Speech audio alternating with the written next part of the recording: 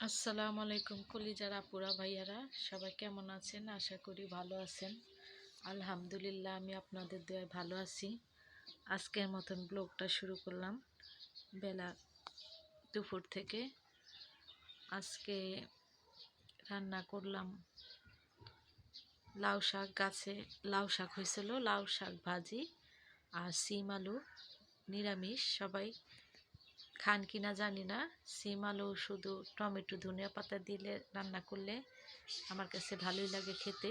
আর শীতের সবজি তো সব কিছুই ভালো লাগে আর কি। শীতের দিনে যা আর কি করবেন সেটাই ভালো লাগে। তো আজকে কথাগুলো বলার মানে হচ্ছে, আমার জামাই একজন প্রবাসী, আপনারা জানেন। সে বিদেশ গেছে 11 মাস হলো, 1 বছর এখনো হয়নি। আমার জামাইকে বিদেশে নেওয়ার মানে আর কি, নিজের মানুষ, আপন মানুষ বলে কথা। সম্পর্কে ভাগ্নির জামাই হয়।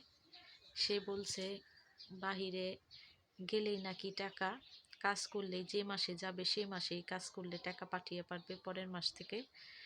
তো এটা বলে আর কি নিছে, বিদেশে গেছে অনেক আশা নিয়ে। কিন্তু যে যায় আর কি বুঝে বিদেশ মানে কি, গেলেই কি কাজ পাওয়া যায়। তো বলে নিছে তার কাছে রাখবে, কিন্তু রাখে নেই। 1.5 মাস কাজ করে যাওয়ার পর যা কথা বলে নিছে আর কি, সে কথাগুলো সব কথা রাখে নাই। সে কাজ করতেছিল, সে কাজ করছে তার ওখানে প্রায় 1.5 মাস। তারপরে অন্য অন্য জায়গায়, এক জায়গায় লাগাইছে, কিছুদিন করছে, কাজ ভালো না আর কি, অনেক কষ্টের। সে করতে পারে নাই, ছেড়ে দিছে। তারপর একটা হোটেলে কাজ করছে, ঠিক মতন বেতন দেয় না, তো কাজটা ছেড়ে দিছে। কাজ ছেড়ে দিয়ে এখন 3 মাস যাবৎ বেকার। বিদেশে কি খায়, কি করে, কিভাবে চলে একমাত্র সেই জানে আর আমি জানি। কারণ আমাকে বলে সে অনেক কষ্টে আছে, সে আমাকে তো টাকা পাঠাইতে পারেই না। আরও শুধু শুধু মনে করেন আমি অনেক কষ্টে আছি। তো আমার একটা ছেলে একটা মেয়ে, আপনারা জানেন যারা আগের ভিডিওটা দেখছেন। ছেলেটা অসুস্থ, আবার কাজ করে। অসুস্থ বলতে কি, মাথার মধ্যে কি হয়েছে সেটার পরীক্ষা করানো হয়নি, টাকার জন্য কাজ করে। সে কিছু টাকা এনে দেয়, সেটা দিয়ে আমি সংসার চালাই। আর মেয়েটা পড়ালেখা করে। কিন্তু এই কথাগুলো বলার মানে হলো, কলিজার আপুরা ভাইয়ারা, যারা বিদেশে যাবার জন্য চিন্তা ভাবনা করছেন, যাবেন, কিন্তু সব কিছু চিন্তা ভাবনা করে শিওর হয়ে নিশ্চিতভাবে বাহিরে যাবেন। আর বাহিরে যাবার একমাত্র, সৌদি আরবে যাবার একমাত্র আর কি যেটা দরকারি, সেটা হলো আকামা। আকামা যদি 1 বছর বা 15 মাসের দেয় তাহলে মনে করেন ভালো। আর যদি যাওয়ার পরেই আকামা না দেয়, 3 মাসের আকামা দেয়, তো যাওয়ার পরে দেখতে দেখতে 3 মাস চলে যায়। কি কাজ করবে, আবার কিভাবে আকামা বানাবে? 1 বছরের আকামা বানাতে 2.5-3 লাখ টাকা লাগে।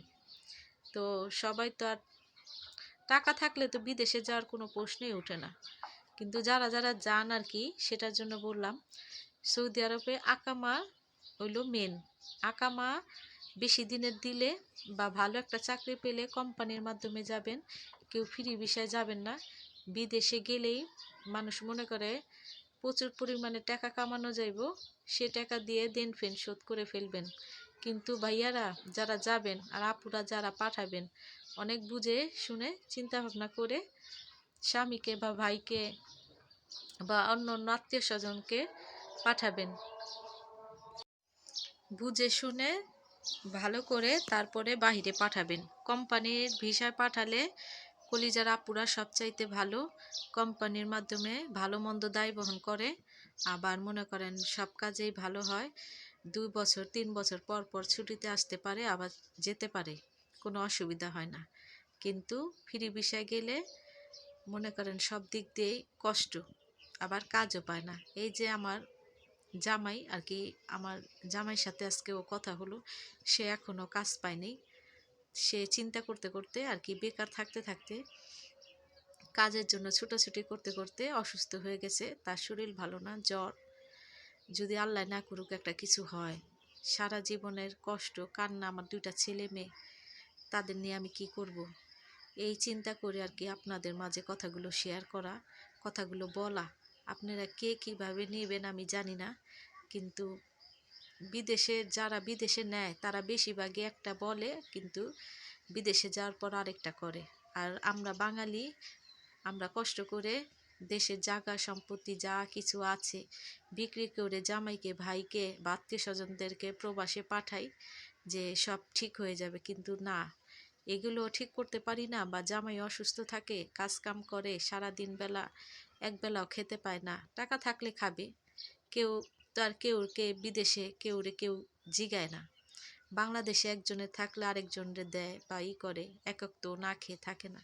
কিন্তু প্রবাসের মাটিতে সবাই সবার চিন্তা করে, কিন্তু তারাও তো কষ্ট করে, তারাও কিভাবে একজনকে সাহায্য করবে, তাদেরও তো সেরকম থাকে না। তো সবাই চিন্তা ভাবনা করে যাবেন। আমি নিজের মানুষের কথা শুনে ধোঁকাবাজির মুখে পড়ে আমার জামাইকে পাঠিয়েছি। তো সবাই এমন ভুল করবেন না। আমার কথাগুলোর মধ্যে কোনো ভুল ত্রুটি থাকে ক্ষমার দৃষ্টিতে দেখবেন। আমি আপনাদের বোন, আমার পাশে থাকবেন ইনশাল্লাহ। আমিও থাকার চেষ্টা করব। আর আমার জন্য দোয়া করবেন। আমার ভিডিওটি ভালো লাগলে লাইক কমেন্ট শেয়ার করে দিবেন, সাবস্ক্রাইব করে দিবেন। আজকের জন্য এই পর্যন্তই। আল্লাহ হাফেজ।